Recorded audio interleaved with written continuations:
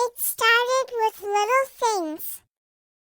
Claire used to text me every few hours, even if it was just to ask if I'd eaten. Now, half the day could pass without a word. I tried not to overthink it. I told myself she was just busy. Deadlines at work. Stress. Normal stuff. But her smile began to feel forced. She no longer leaned her head on my shoulder during movies or laughed at my lame jokes. It was subtle, but it was there. The distance point one night, she said, "Mark and I grabbed lunch today. He's hilarious." Mark. The name rang a bell, her co-worker from sales.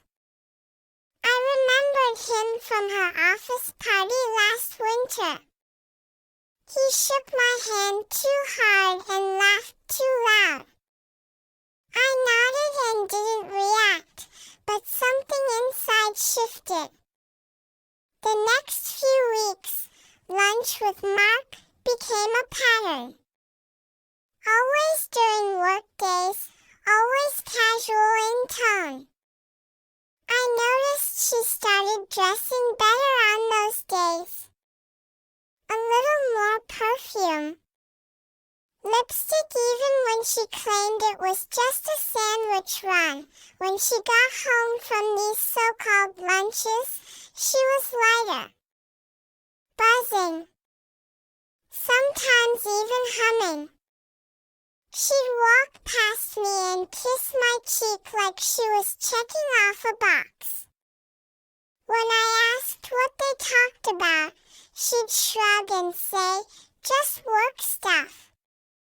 But once, she mentioned a private joke about a restaurant they supposedly never went to together.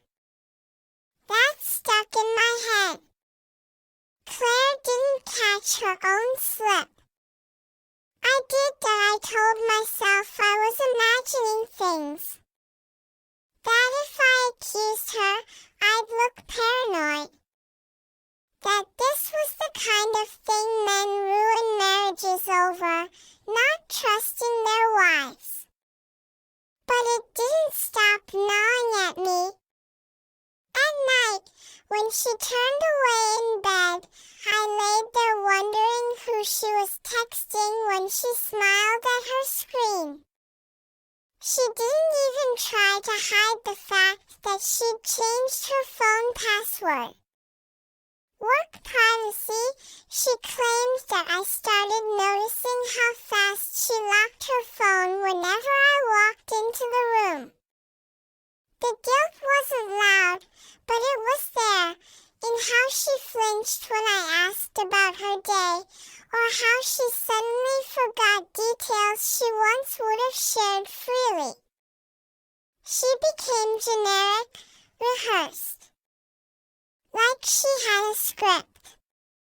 That scared me more than anything. One night, I mentioned to Jordan over a drink, "I think Claire's hiding something." He didn't laugh. He leaned forward and said, "If your gut says